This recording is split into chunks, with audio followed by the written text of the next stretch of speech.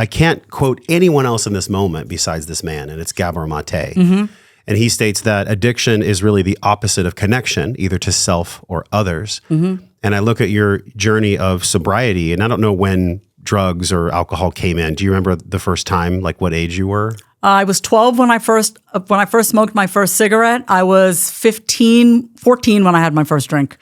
And then from that time, how many years before you actually took an honest look at it and became sober? 37 in 2017. Yes. Yeah. Was it a moment of 35, yeah. Yeah. The reason I asked that is because was it a moment where you realized you were disconnected from self or others? The addiction to cocaine had become so bad, it was 5 days a week. That was in 2017 when I went to rehab. I remember being so disconnected from God, like I didn't even have the voice in my head to tell me, don't call your dealer. It's like that voice that often guides us, that tells us, don't do that. Be better than that. This is not good for you. That voice was gone, Josh.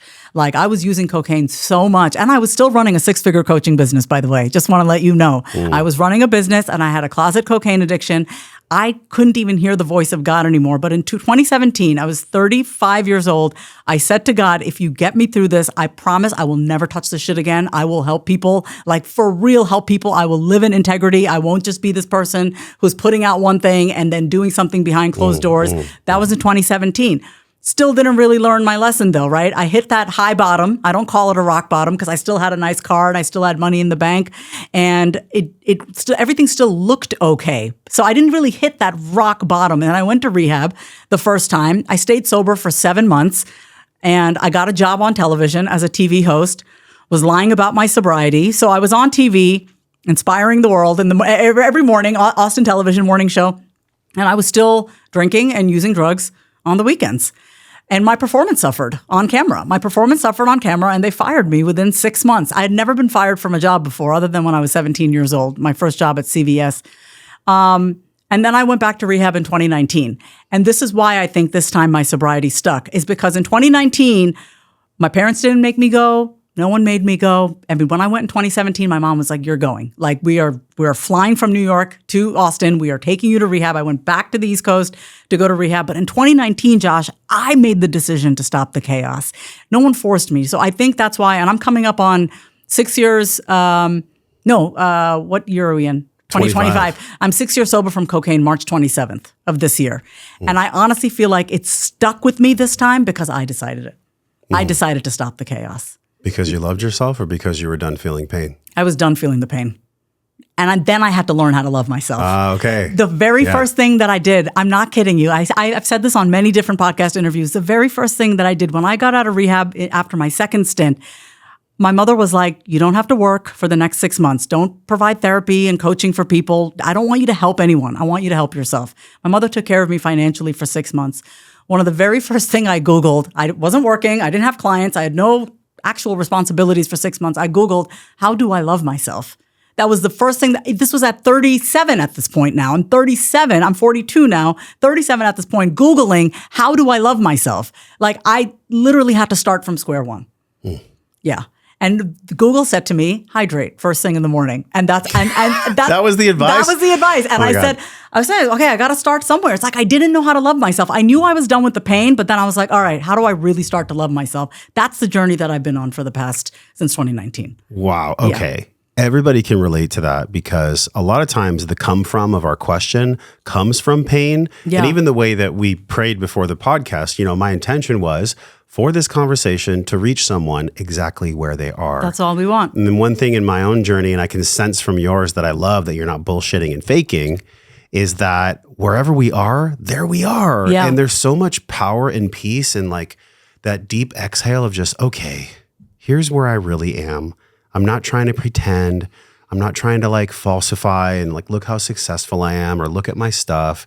I can only imagine how many, probably millions of people are still faking it till they make it. Yes. And I believe I've heard you quote something around this modality of like people that say, oh, you got to fake it till you make it.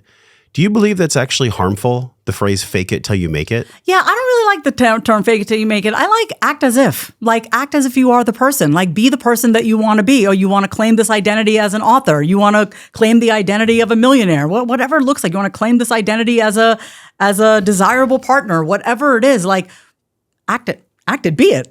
Be it, start to be it, whatever that looks like. Chip away at it. Ask yourself, what would this identity have me doing, saying, being, behaving? So I appreciate you saying about the not bullshitting and faking. I also want to owe that to you because, number one, I don't want to bullshit and fake. But number two, you have created a very safe space for me to just say it out loud. So thank you. Hey, well, with that book title, how could I not? Look, the whole purpose of all of our programs, of my entire work, of the past 700 episodes, 10 years of doing this, has been me learning it out loud, speaking it out loud, and being honest about my pornography addiction and the way that I used to use women and the way that I just haven't been true to myself. In 2022, the podcast used to be called Wellness Force. And I did a mushroom journey. And I got to credit Carrie Michelle because I was just complaining for like 6 months. I just feel out of fucking integrity with my life. I'm like not centered. And I couldn't figure out what it was. It was this word, force. It just felt forceful. The etymology of the word force is like, it's like taking. Yeah. And I thought, ew. Yeah. Like, I do not want to have this word anymore in my life. And she turned to me and said, this is like in our journey. And she said, well, aren't you just really wanting wisdom? Wow. And that was it. It was like, oh my God. And then of course there was a journey to actually rebrand and share. And like, that's where everything came from. All the abundance. I was really struggling up to that point. Like 2022, which really was 3.5 years ago when the podcast started, the podcast that I say now, Wellness and Wisdom, started. And it wasn't until I got really honest with me in public, by the way, which is very like naked. Being witnessed by others. Speaking it out loud. Yes. Which is why I resonate with your book. Yeah. When I speak it out loud, it's a spell and a prayer that my body and the water in my body is feeling. I literally put thought to form and my body believes it. And so I wonder for you, in order to write the book, you said you were sitting on a donut, you had sickness, you had all this stuff coming up.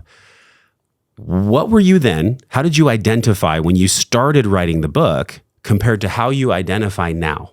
I value myself and my work so much more. I did not value what I was doing. Like, I don't think I understood the depth and gravity of what I was doing with this book. I got a book deal, right? So I got an agent. I got a book deal. I was like, okay, I'm writing this book, right? But I don't think I don't want to say embodied it. That's not the right word because I always embodied my teachings of saying it out loud. I'm a very verbal person. I didn't fully believe that I knew what the hell I was talking about. And I didn't fully believe that like I was worth even writing this. Like, I didn't value my work. I didn't really value what I was bringing to the table. Now I own it. Like, I own it. I'm like, yes, I am good at what I do. I am great at helping my clients. And my book came out in 2023. So it's been 2 years. So it's been a 2-year process where I've really been claiming the identity of just myself and who I am, and as an author and as a speaker and as a host and all these things. But it's like I was not there during the book writing process at all. Like, I didn't value my work. I didn't value myself, and I didn't really value my work because I think I was just so in the thick of it. I was just like doing this thing. I got paid to do it, and I was really excited to write the book, but I was still like, is this really happening? Like, am I actually doing this? Like, I couldn't quite believe it yet. I remember Maya Angelou was quoted as having imposter syndrome in her work. Have you heard of this? No, before? Tell me more. So she actually said in many ways, of course I'm paraphrasing her, that the imposter syndrome is actually a good thing because the imposter syndrome is like a protector or a guardian of your own growth that allows you to meet it with all of your fear, with all of your stories, and just love it. Like in IFS, or you talk about like loving all your parts in your work in many ways. Yeah. Just meeting that protector that's called imposter syndrome is actually the recipe for wholeness, the recipe for healing. But many people meet it and then they never write the book. And then they run from it. They run from it. They don't. So there had to have been something in your heart and soul. I don't get the feeling like it was just because you were done being in pain. I don't get the feeling like you were just in scarcity when you wrote it. Like it was your soul wanting to give this gift to the world. That's helped so many people. Thank you so much. If y'all go to her Instagram, you can just see like this is impacting people at scale. So what was it about your soul? What was the strength in your soul that allowed you to, even in the face of the imposter, do the thing anyways? I made a promise. I promised God. I made a promise to God that I said if I cleaned up my goddamn life, that I would pay it forward. So for me, it was like, I have to do this.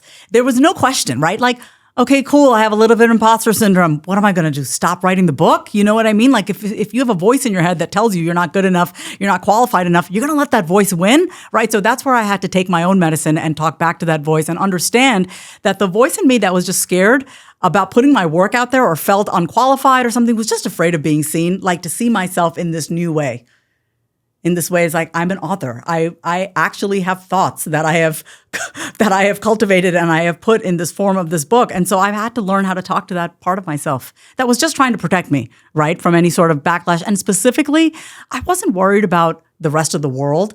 I was most concerned about my mother and what she would think about the stories that I was sharing in the book. That was my biggest concern. So I don't really know. I had a little bit of the imposter syndrome, but it was more so of what will people think? Specifically, what will my mother think? But I got over it. Because we gotta move through it. If we want to make the impact that we want to have in this lifetime, we gotta move through it. Whoa. So you love that episode? You'll love the one on the screen. Click it and enjoy.